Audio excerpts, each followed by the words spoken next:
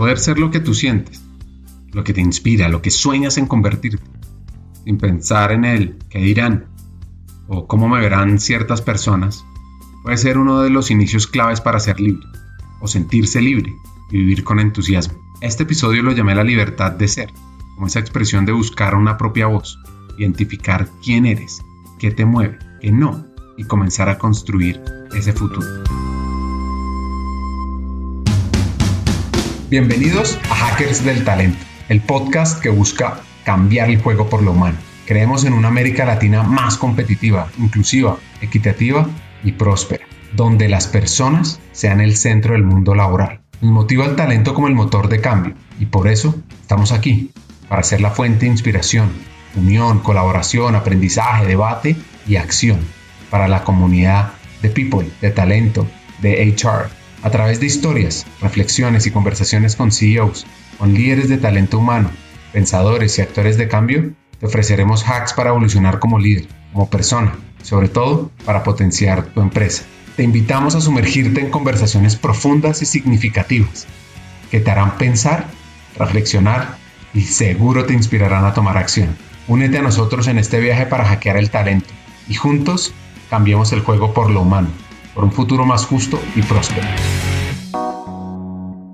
Nuestra invitada de hoy, Ashley Frangi, es una emprendedora fuera de serie que impacta a América Latina con nuevas narrativas, con historias, resolviendo preguntas, como una de las más influyentes en el mundo de los podcasts, de los cuales tiene varios muy famosos, como el podcast llamado Se Regalan Dudas. Cuenta que su apertura y su creatividad pues fue a través de la inspiración de sus padres, quienes además le dieron libertad. Crecí y nací en Guadalajara, Jalisco, que es la segunda ciudad más grande de México, creo, segunda o tercera. Entonces, es una ciudad muy conservadora y yo tuve una mamá muy hippie, por así decirlo. Mi mamá es americana y siempre fue como muy de mente abierta y tenía otra forma de educar diferente a la que educaban a todas las mujeres de mi alrededor. Entonces, como que siempre fui yo y mis hermanos un poco más como outside, por así decirlo, de todo el grupo. Hubo muchísima como libertad para hacer muchísimas cosas, para preguntar. Tengo unos papás como muy respetuosos de quienes éramos y como de nuestros caminos. A veces cuando la gente me cuenta de que ay, no es que mis papás no me dejaron hacer tal y cual, no me identifico porque mis papás fueron muy chidos en dejarnos seguir nuestros sueños y tuve una infancia normal, creo, llena de abuelos, como que mis abuelos, sobre todo mi abuela, fue como el centro de mi infancia completamente. Dormía con ella, comía con ella, jangueé muchísimo con ella toda mi vida y fue como mi amiga número uno en esa época. Recuerdo muchos viajes a la playa. Fui una niña como muy sensible. Yo me acuerdo que lloraba muchísimo de chiquita y todo. Ahora sigo siendo igual, lloro muchísimo, pero en ese entonces como que no podía gestionar muy bien mis emociones. Entonces yo creo que luego por eso me clavé tanto en estudiarlas y ya, o sea, mi infancia tengo pocos recuerdos, la verdad no tengo tantos, pero crecí pegada a mi hermana, dormí toda la vida hasta los 19 años al lado de ella, en una ciudad con poca diversidad, pero con muy buenas amigas que hice en la prepa y en la secundaria. La libertad e independencia se relaciona con la confianza cuando hablamos de crianza, como padres que establecen pautas estructurales y luego capacitan a los niños para que tomen sus propias decisiones independientes. Y sobre todo, dejarlos ser para encontrarse ellos mismos y saber quiénes son. Siguiendo con la historia, es muy interesante entender la rebeldía de su mamá. Siento que mi mamá nunca encajó en esta sociedad en la que ella llegó. Mi mamá es adoptada, nació en Estados Unidos, pero fue adoptada por mexicanos y como que ella siempre se sintió muy americana. Entonces muchas cosas que para la sociedad mexicana, que es muy cerrada y suele ser como muy centrada en la religión y todo, en mi casa pues nunca aplicó. O sea, en la casa había Budas y había Lakshmis y había Jesús y la Virgen de Guadalupe y demás. Entonces creo que mi mamá fue como muy rebelde en ese asunto. También mi mamá tiene una historia de vida como muy particular, fue mamá a los 17 años, entonces como que fue siempre muy abierta en el tema del sexo, en el tema de cómo vivíamos nuestras vidas. Y la verdad, mi papá, ahora que entiendo todo, mi papá creció con una mamá que es como súper matriarca y como se vino del Líbano y sacó adelante a toda su familia a través de la cocina, porque cocina comida árabe increíble. Entonces como que siento que de ambas partes tuve mucha influencia del feminismo y de como mujeres trabajando y sacando adelante a todo mundo. Pero mi mamá en particular, no sé, es una mujer muy especial, nos llevó toda la vida con miles de psicólogos, chamanes, terapeutas, con la de los imanes, las flores de Bach, o sea, todo lo que me dicen yo de que no, ya lo hice a los 9 años, a los 10 años, siempre la acompañábamos a todo. Yo me acuerdo constelar a los 12 años por primera vez, chiquitita. Entonces, no sé, mi madre es una persona muy especial. Esto me recuerda una frase de la escritora y feminista africana Chimamanda Ngozi, que dice: la historia única crea estereotipos, y el problema con los estereotipos no es que sean falsos, sino que están incompletos, hacen que una historia se convierta en la única historia. Por otro lado, ¿cómo era su padre? Con una mujer que promueve tanto la libertad en una sociedad conservadora. Dejó llevar, o sea, él sí es muy estructurado, él es como muy católico, muy así, pero también al mismo tiempo es una persona como muy respetuosa. Me acuerdo una vez que Chelsea, mi hermana, le decía que ¿para qué lees la Biblia? O sea, como que mi papá tiene su Biblia en el baño, ¿no? Y Chelsea decía, le preguntó eso a mi papá y mi papá le dijo: yo nunca te digo nada a ti de lo tuyo, no me digas tú nada a mí de lo mío. Y para mí fue como, sí es cierto, él ha sido como muy libre con nosotros, pero él mantiene su orden, él mantiene su fe, su religión y como sus valores. De repente como que lo escuchar decir cosas más conservadoras y yo, miroso, si eso nos pasara tú no nos dirías eso, y ya se ríe. Entonces como que creo que fue un poco influenciado por mi madre, y luego le han tocado hijos muy volcanes, o sea, todos somos como muy de opiniones, los tres somos como muy testarudos en nuestras cosas, y también como que los tres brillamos mucho en nuestra libertad. Entonces no la han sabido como dar, no la supieron dar en ese entonces muy bien los dos. La vida en la adolescencia es una montaña rusa. Hay momentos que al recordarlos suben la energía y otros que la bajan. Pues aquí vienen un par. Creo que me la sube pensar como en esos veranos en el mar. Nos íbamos por meses enteros, una casa que tenían mis abuelos en el mar. Creo que eso es lo que me sube muchísimo en la energía. A veces, una vez tomé una clase de meditación que decía como escoge un recuerdo y medita alrededor de ese recuerdo una y otra vez, y escogí ese recuerdo. Entonces creo que eso me sube la energía, como yo con Chelsea, mi hermana, en algún lado. O sea, siempre estuvimos, hasta el día de hoy somos como dos chicles. Entonces eso me sube la energía.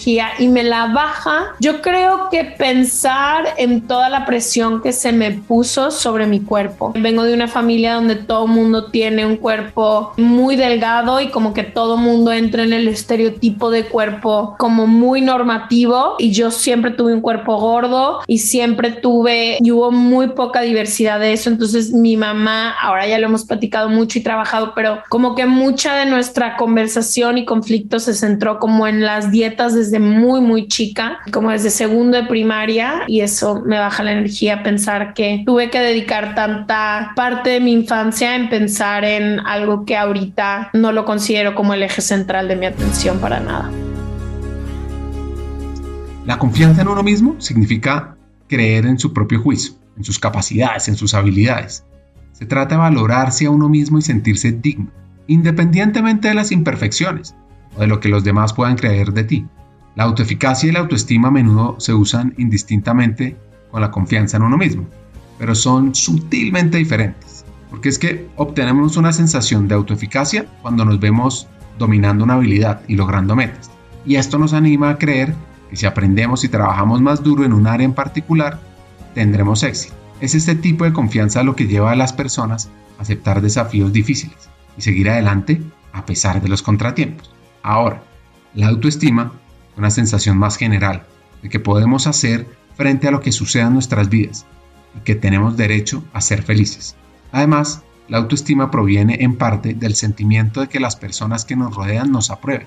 Podemos o no ser capaces de controlar esto. Si experimentamos muchas críticas o rechazo por parte de los demás, pues nuestra autoestima puede sufrir fácilmente a menos que la apoyemos de otras maneras. Sí, un regalo que le podemos dar a las personas es buscar siempre trabajar por fortalecer su autoestima y no fijarnos tanto en imperfecciones banales que no afectan el resultado. Sí, como que sobre todo te quita la energía que necesitas para muchísimas cosas. O sea, yo a veces pienso y me preguntan, o sea, yo me imagínate que todo lo que me enfoqué en mi infancia, porque literalmente no puedo creer ahora que haya un doctor que le recete una dieta a una niña de 7 años. O sea, se me hace increíble, pero creo que te roba muchísima energía. O sea, me hubiera gustado que deja tú el autoestima y todo, que ese tiempo lo hubiera dedicado para aprender un idioma nuevo o aprender un hobby nuevo o poder gastar ese tiempo haciendo otras cosas. Entonces creo que sí, o sea, es una robadera de energía y también centran a la mujer y a los hombres también como si el eje central de su vida fuera el cuerpo y no es un vehículo que utilizamos y valemos más por nuestro cuerpo que por nuestra inteligencia. Ahora, la pregunta es, ¿cómo hizo para generar esa autoconfianza? Yo encontré muchísima representación en las redes sociales. A mi alrededor no hubo cuerpos gordos sexys, no hubo cuerpos gordos. A mí siempre me ha encantado la moda y de chica nunca pude hacerlo hasta que encontré a cuerpos gordos en el internet de mujeres increíbles. Yo siempre tengo esta discusión con Leti, que es con la que hago el podcast de Se Regalan Dudas. Ella siempre es como, no, las redes sociales no. Y yo le dije, güey, para mí personalmente las redes sociales me enseñaron todo lo que a mi alrededor no había, que era esta diversidad de cuerpos y el poder ver a cuerpos gordos siendo felices, moviéndose, sexys, llenos de moda, buscando placer, y no sé si sin las redes lo hubiera podido encontrar. Yo creo que no.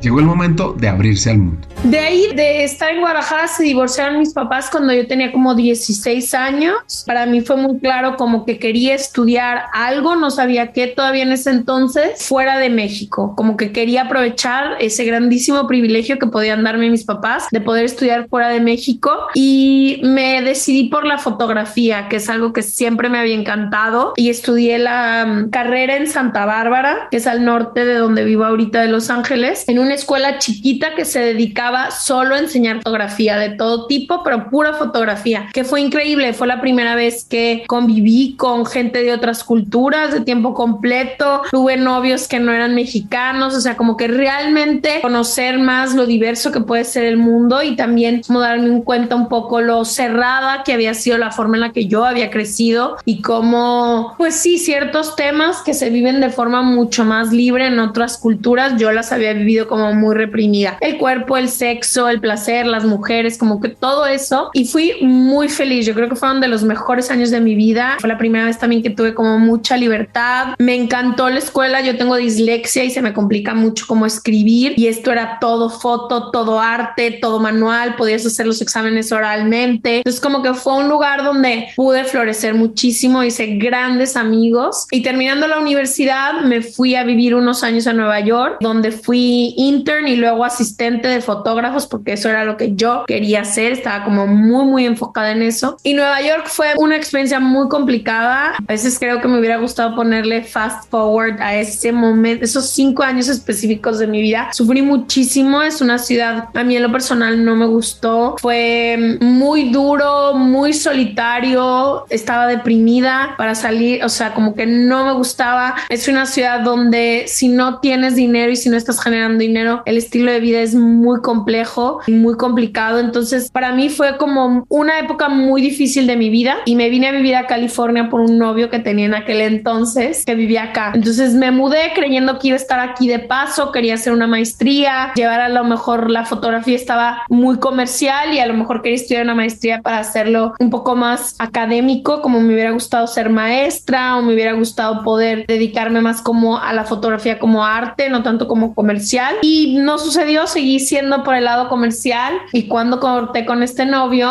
se vino Leti un verano y estuvimos aquí como viendo, cambiándome de casa, acomodando todo, tratando de hacer nuevos amigos porque pues todo se había terminado un poco, y ahí empezó Se Regalan Dudas, y ahora van 5 años casi de eso.